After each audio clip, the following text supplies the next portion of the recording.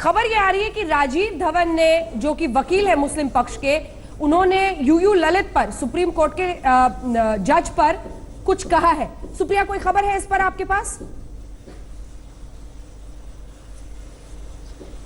जी बिल्कुल, जो राजीव धवन हैं, मुस्लिम समुदाय के पक्ष जो वकील हैं, उन्होंने एक मुद्दा उठाया है। उन्होंने कहा है कि यूयू ललित जो है, सुप्रीम कोर्ट के जो जज हैं, वो जो है पहले एक जो पक्षकार थे 1994 में, उनके पक्ष में वो ऑलरेडी पेश हो चुके हैं इस मसले के अंदर।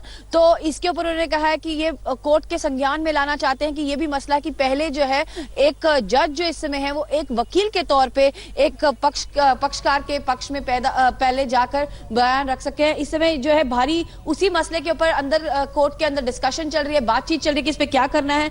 कोर्ट इस पे आपस में विमर्श कर रहा है कि जो एक जज बैठे हैं इस पूरे न्यायपीठ के अंदर, वो पहले से ही एक जो मुवक्किल थे उनके लिए अपीयर हो चुके हैं। एक सेकंड सुप्रिया, जल्दी से इस पर कमेंट गौरांग से लेते हैं। एक सेकंड, मैं आ रही हूं आपके पास। खबर जैसे आए हाथ उठाइएगा। गौरांग जी बताइए, क्या ये पहले से संविधान पीठ में जब जजेस की उसके लिए चयन किया जाता है, तो क्या ये पहले से उनको बताना नहीं होता है अगर इस मैटर से जुड़े हुए किसी भी पक्षकार के वो वकील रहे?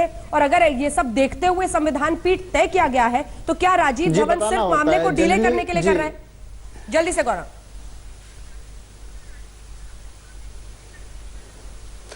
जी, जहां तक कि जजेस का सवाल उठता है, अगर वो किसी भी पक्ष के वकील रह चुके हैं तो वो अपने आप को जनरली रिक्यूज कर लेते हैं, मैटर को नहीं सुनते हैं।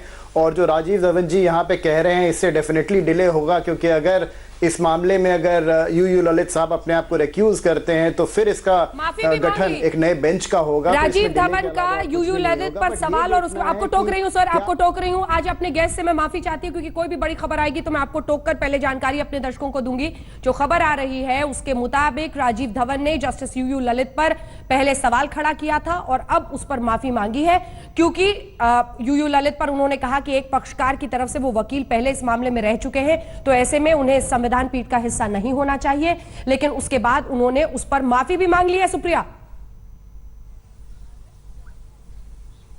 कल्याण सिंह के लिए पेश हुए थे पहले। अंजना, और इसके ऊपर जो हर्ष साल्वे हैं, उनका कहना है कि उन्हें कोई इसके ऊपर आपत्ति नहीं है कि यूयू ललित जो हैं वो पहले कल्याण सिंह के लिए पेश हुए थे एक मसले के अंदर। इस समय जो पूरे के पूरे बेंच है उसमें सारे जो न्यायाधीश हैं वो आपस में डिस्कशन कर रहे हैं कि इस मसले को किस तरह देखा जाए। इस पर चीफ जस्टिस ने भी कहा है कि माफी मांगने की बात नहीं, आप तक फैक्ट को सामने लेके आ रहे हैं। लेकिन अब इसके ऊपर जो सीनियर एडवोकेट है हरीश साल्वे, उनका कहना है कि इसमें कोई मतलब की कोई प्रॉब्लम नहीं है, कोई दिक्कत नहीं है अगर यूयू ललित जो है वो बेंच का हिस्सा हो, क्योंकि जिस मसले में वो अपीयर हुए थे, वो कोर्ट के सामने गए थे, वो क्रिमिनल मैटर था और ये दूसरा मसला है। ये दोनों आपस में जुड़े हुए मसले नहीं है। इस करके उन्होंने कहीं ना कहीं कहा है, जो दूसरे पक्ष के वकील हैं वो कह रहे हैं कि इसमें कोई दिक्कत नहीं होनी चाहिए अगर जस्टिस यूयू ललित इस बेंच का हिस्सा रहते हैं। कहीं ना कहीं सबसे बड़ी बात जो निकल कर आ रही है, जिसे हम पहले भी डिस्कस कर रहे थे अंजना, वो ये है कि आज जो कोर्ट है वो उस सवाल का जवाब दे देगा जो बार बार विपक्ष और सभी लोग पूछते थे कि राम मंदिर बनाएंगे पर तारीख नहीं बताएंगे। आज कोर्ट जो है कहीं ना कहीं तय कर देगा कि समय सीमा कितनी आएगी, कब तक इस मामले पे, इस विवाद के ऊपर जो है फैसला आएगा। क्या सिर मुंडाते ही ओले पड़े? क्योंकि अगर राजीव धवन सवाल एक जस्टिस पर ही खड़ा करते हैं और कहते हैं कि 1994 में वो कल्याण सिंह के लिए वकील बनकर सामने आए थे, तो गौरांग जल्दी से एक टिप्पणी आपसे, जिसके बाद मैं रमानी जी आपके पास भी आऊंगी। क्या सिर मंडाते ही ओले पड़े क्योंकि आपने ऐसा कहा और फिर आपको खेद जताना पड़ा? क्योंकि ये जानकारी तो पहले से होगी, दोनों को अलग मैटर के रूप में देखा जा रहा है। गौरांग जी बिल्कुल, आई मीन वो क्रिमिनल प्रोसिक्यूशन है जिसमें कि अडवाणी जी, मुरली मनोहर जोशी जी, कल्याण सिंह जी सबके खिलाफ चला था और उसका इस मुद्दे से कोई लेना देना नहीं है। तो ये बिल्कुल ही बेबुनियाद तकरीर उन्होंने रखी है राजीव धवन जी ने, सिर्फ मैटर को डिले करने के लिए और कुछ भी नहीं। और तभी उनको वापस भी लेना पड़ा है और उनको अपोलोजाइज करना पड़ा है कोर्ट से, क्योंकि दोनों तर्कों में कोई भी आपस में कॉमनैलिटी नहीं है। आपका कमेंट इस पर सैयद जफर इस्लाम। देखिए अंजना जी, देश की जनता यही चाहती है आज सुप्रीम कोर्ट से कि इस तरह की जो भी कोशिश हो, पेशकश हो जिसको डिले करने की, उसको नकार दे। और जो देश की जनता की उम्मीद है आज सुप्रीम कोर्ट से कि एक डेट, जो समय सीमा तय करनी है वो तय कर दे, ताकि लोगों में बिल्कुल जो एक तरह का जो बेचैनी है वो खत्म हो और लोगों को पता रहे कि किस तारीख को ये पूरा वर्डिक्ट आ जाएगा। आज इनकी जो भी कोशिश थी उन्होंने माफी मांग ली। मुझे लगता है कि ये चीज वहीं पर अब दब जाएगी और ये बेंच अपना काम करेगी और लोगों को जो जानकारी देनी है उसको जानकारी। रहमानी साहब, ऐसी बातों को उठाकर राजीव धवन कहीं मुस्लिम पक्ष को ही नुकसान ना पहुंचा दे, सही कह रही हूं? देखिए, वो एक प्रोफेशनल आदमी है, उनको क्या ठीक लगा क्या नहीं लगा वो यही बातें होती हैं जो कोर्ट में। और क्या होता है, एक पक्ष एक बात कहता है, अगर वो गलत होती है दूसरा पक्ष उसको गलत कहता है, तो एक नॉर्मल प्रक्रिया है। सवाल यह है कि जजेस का एटीट्यूड क्या है। जो गलत बात थी जजेस ने उसको रिजेक्ट कर दिया, बहुत खत्म हो गई बात। ये नहीं है चर्चा का विषय। चर्चा का विषय यह है कि इस केस का निपटारा कब और कैसे होगा, ये विषय है। इस पर कोर्ट का की क्या सीरियसनेस है उसे देखना है। और देखिए, आज तो रहमानी साहब, ठीक है, अच्छा है कि आप असल मुद्दे पर ध्यान ले जा रहे हैं, लेकिन मुझे ये बताइए, देख रहे ठीक हैं है, वो गलत कर रहे हैं। सवाल ये है कि जैसा कि गौरांग पंत जो कि वकील है सुप्रीम कोर्ट में, वो भी कह रहे हैं कि टाइम बाइंग का, यानी देरी करने का ये एक तरीका देखा जा सकता है। मेरा सवाल आपसे सीधा है और उसी का जवाब दीजिएगा। क्या मुस्लिम पक्ष भी नहीं चाहता, क्योंकि आज तो समय सीमा तय होनी है, क्या आप भी नहीं चाहेंगे कि जल्द से जल्द मामले का निपटारा हो, समय सीमा तय हो, डेली हियरिंग हो? देखिए, मुस्लिम प्रसार बोर्ड का बयान अभी 2 दिन पहले आया है, मैंने तो पढ़ा था, आप तक पहुंचा या नहीं पहुंचा। उन्होंने भी ये कहा, वो पक्षकार है, मैं इसलिए उनको कोट कर रहा हूं। और हम भी ये चाहते हैं और पूरी कम्युनिटी ये चाहती है और पूरा देश ये चाहता है। हम कम्युनिटी को अलग करके नहीं देख सकते, सारा देश ये चाहता है कि पुराना मसला है, जल्दी से जल्द इसका निपटारा हो, ताकि इस पे सियासत करके जो पूरे देश के माहौल में कम्युनल टेंशन क्रिएट की जाती है, इसका एक बार जिंदगी भर के लिए दिखाते हैं तो पब्लिक समझ नहीं पाती आपको, आप हैं कौन। एक चेहरे दिखाइए, जल्दी निपटारा हो, राम मंदिर का निर्माण हो, ऐसा बात बोलिए तो ठीक है। आप बोलते हैं कि हिंदू मुस्लिम की तहजीब है वो है, इसके बावजूद फिर आप खिलाफत करते हैं। इसका मतलब है कि आपके 2 चेहरे हैं। आप एक चेहरे दिखाइए, जनता के सामने एक चेहरे दिखाते हैं तो आपके ऊपर लोगों का विश्वास जमता है। जब आप 2 चेहरे दिखाते हैं तो अविश्वास पैदा होता है। समझ में नहीं आएगा। आप इस देश के पॉलिटिशियंस के साथ गवर्न होते हैं, पॉलिटिशियंस के साथ आप गवर्न होते हैं, इसलिए आप इसको इलेक्शन के साथ जोड़ते हैं। हम किसी पॉलिटिशियन से गवर्न नहीं होते, हम अपने धर्म के लिए आए हैं, हम अपने भगवान के लिए आए हैं, हम किसी पार्टी विशेष नहीं है। फिर क्यों आप इलेक्शन से क्यों जोड़ते हैं? आप इलेक्शन से क्यों जोड़ते हैं इसको? 89 में पालनपुर के बाद से क्यों शुरू किया है ये सब कुछ? केस तो पहले भी चल रहा था, 49 से चल रहा है। आपकी आस्था का सवाल शुरू हुआ 89 के बाद से, 90 ऑनवर्ड्स ये आप आस्था की बात करने लगे। इससे पहले भी केस चल रहा था। ये सीधा इलेक्शन गिमिक है और वरना इंतजार किया गया, इंतजार किया जा रहा है। हम फिर भी चाहते हैं कि केस फौरी तौर पर जितनी जल्दी हो इसका फैसला आए। डे टू डे हियरिंग होनी है तो डे टू डे हियरिंग हो, इसमें किसी पक्ष को कोई आपत्ति नहीं है। आज दोनों ही पक्षकारों को एक ही बात करनी चाहिए थी। गाँव की बातें करके देश में माहौल खराब करते हैं। रहमानी साहब जो कह रहे हैं उसको मद्देनजर अगर रखें, तब तो दोनों ही पक्षकार आज एक ही मांग करेंगे कि जल्द से जल्द निपटारा हो मामले का। लेकिन राजीव धवन ने फिर ये जो सवाल उठा दिया है, और ये सवाल बहुत हल्का फुल्का नहीं है, क्योंकि इससे पहले जब 4 जजेस ने इस देश की सर्वोच्च अदालत के बाहर एक प्रेस कॉन्फ्रेंस करके आरोप लगाया था former chief justice of India पर, तो यही आरोप लगाया था कि जो जजेस का चयन होता है बेंचेस में, वो फेवर करके यानी पक्षपातपूर्ण रवैये से किया जाता है। लेकिन इस बीच अभी बड़ी खबर आ रही है, मैं इस सवाल को यहीं पर जरा रोक देती हूं। चीफ जस्टिस ऑफ इंडिया अपना फैसला आप सुना सकते हैं, क्योंकि फैसले को इस वक्त लिखाया जा रहा है। अपना फैसला chief justice of India Ranjan Gogoi इस वक्त लिखवा रहे हैं, यानी कुछ ही देर में फैसला आ सकता है। किस तरफ यह फैसला जाता है, क्या रोजाना सुनवाई की तरफ या फिर समय सीमा तय की जाती है, ये बहुत महत्वपूर्ण है।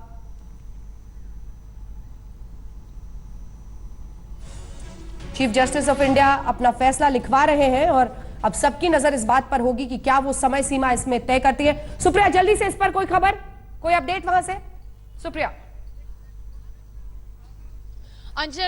अंजना, बहुत बड़ी खबर आ रही है। जस्टिस यूयू ललित ने अपने आप को इस मसले से विड्रॉ कर लिया है। वो इस मसले की सुनवाई नहीं करेंगे और इस समय जो चीफ जस्टिस ऑफ इंडिया हैं वो पूरे के पूरे अपना ऑर्डर लिख रहे हैं। इस जो नया पक्ष जो है उठाया गया था मुस्लिम पक्ष की तरफ से, उन्होंने एक पॉइंट उठाया था, उन्होंने एक ऑब्जेक्शन उठाया था। उन्होंने कहा था उन्हें आपत्ति है कि यूयू ललित जो जस्टिस हैं, सुप्रीम कोर्ट के जज हैं, वो पहले एक और मसले में कोर्ट के सामने आ चुके हैं, लेकिन वो मसला जो था वो क्रिमिनल नेचर का था, ये मसला बिल्कुल अलग था। लेकिन फिर भी भी न्याय को ध्यान में रखते हुए जस्टिस यूयू ललित ने खुद को इस मसले से विड्रॉ किया। उन्होंने कहा वो इस मसले की सुनवाई नहीं करेंगे। अब चीफ जस्टिस ऑफ इंडिया जो है वो अपना फैसला सुना रहे हैं। इसके अलावा मुस्लिम पक्ष के जो राजीव धवन है, वकील हैं, उन्होंने एक और मुद्दा भी उठाया। उन्होंने कहा कि पहले जो था वो 3 बेंच ने मसला सुनना था, आपने 5 बेंच का गठन किया है, इसलिए आप जो है इसको एडमिनिस्ट्रेटिव ऑर्डर की जगह जुडिशियल ऑर्डर का पास करके बेंच बनाएं। ये इसके अलावा अब जो है चीफ जस्टिस ऑफ इंडिया ने कहा कि हमने तो सिर्फ आज समय सीमा तय करनी थी, लेकिन जो ये मुस्लिम पक्ष के वकील हैं राजीव धवन, उन्होंने इस मसले को पॉइंट आउट किया है, इसलिए अब जो है मैटर उसको 5 जज के पास गया है, वो सीजीआई की पावर के अंडर है, इसलिए उस 5 जजेस के पीठ को गठित किया गया। और इसके अलावा उन्होंने कहा है कि कोई भी जो कि मसला है उसको पूरी तरह देखा जा रहा है। 257 यहाँ से लगभग 250 डॉक्यूमेंट जो हैं एविडेंस के रूप में सुप्रीम कोर्ट के सामने रखे गए हैं कोर्ट के अंदर, और जो हाई कोर्ट की जजमेंट है वो लगभग 4000 पन्नों से ऊपर है और लगभग 8000 पन्नों के ऊपर है, और 4000 के करीब पन्ने जो है वो सुप्रीम कोर्ट के सामने इस समय रखे गए हैं। जस्टिस ललित जो है उनको उन्होंने अपने आप को इस पूरे मसले से हटा लिया है, क्योंकि जो सीनियर एडवोकेट है राजीव धवन, उन्होंने इस पूरे मसले के ऊपर उनके और इशारा किया था कि इनको क्यों यहाँ पे डाला गया। तो पहले एक मसले में कल्याण सिंह के तरफ से वकील के तौर पे पेश हो चुके हैं।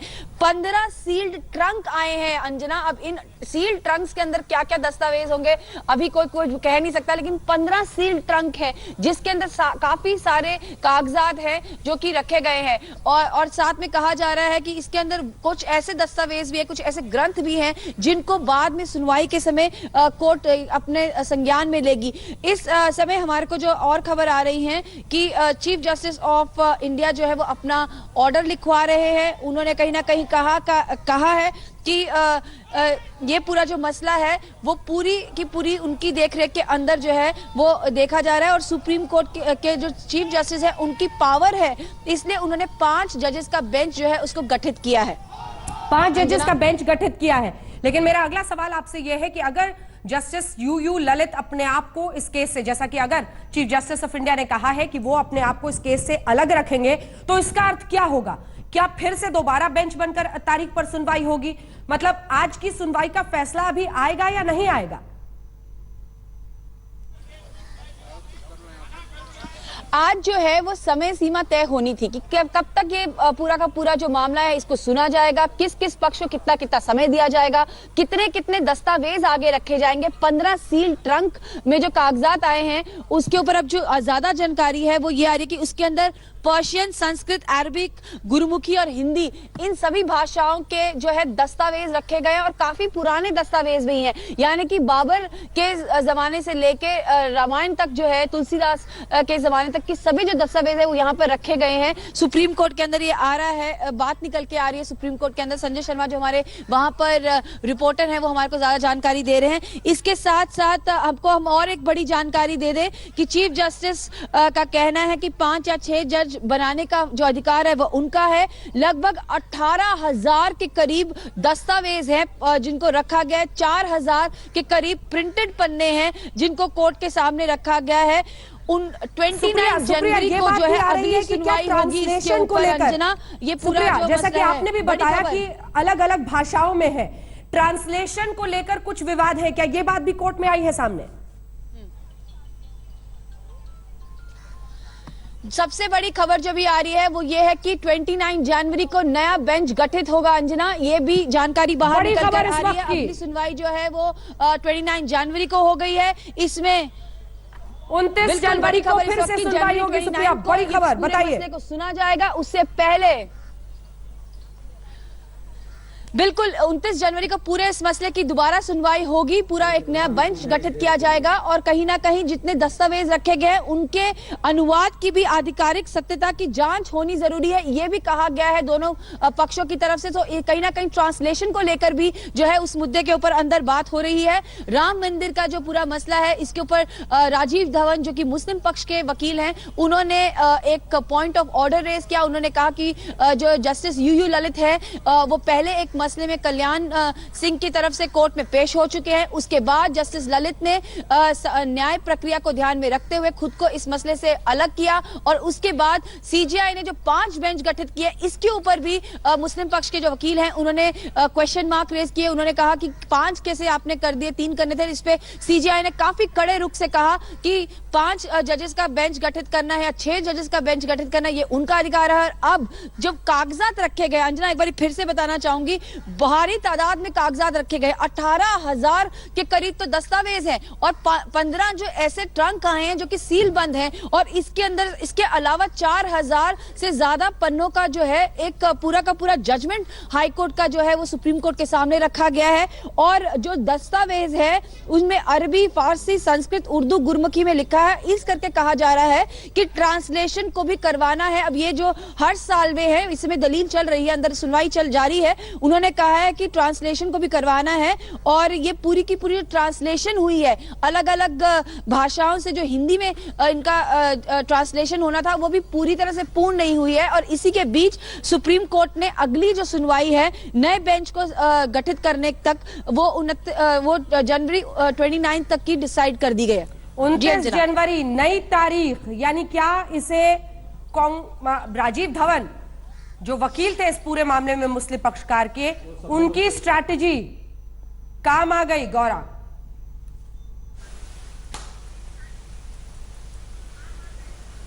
जी बिल्कुल।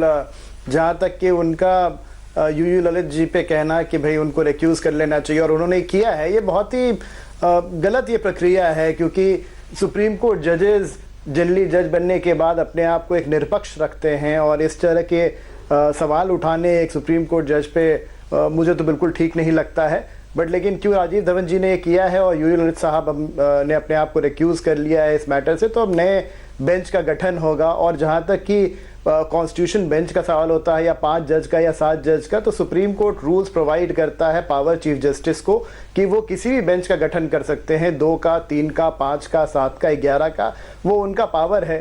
तो मुझे लगता है ये जो दलीलें थी राजीव धवन जी की, बड़े ही शॉर्ट, मतलब मैं क्या कहूँ, बड़ा ही अजीबोगरीब दलीलें थी ये। और ये दलील जो पेश कर रहे थे जिससे उनको फ़ायदा होना चाहिए था वो बिल्कुल हो गया है। मैटर डिले हो गया है, 29 तारीख का नया डेट आ गया है। तो मुझे लगता है कहीं ना कहीं उनकी स्ट्रैटेजी डिले करने की है और वो उसमें सफल रहे हैं। रहमानी साहब, डिले टैक्टिक्स काम आ गया? नहीं, सबसे पहले मैं यूयू ललित साहब को सैल्यूट करता हूं कि एक मामूली सा भी अगर किसी ने शक का इजहार किया है तो ये उनकी ईमानदारी का परिणाम है, सबूत है कि उन्होंने इतने इम्पोर्टेंट और सेंसिटिव केस में एक मामूली से शक को भी कंसीडर किया है और अपने आप को विड्रॉ किया है। He must be saluted. Latest खबरों के लिए यूं ही देखते रहिए आज तक और इस वीडियो के पसंद आने पर लाइक, शेयर एंड सब्सक्राइब करना ना भूलें।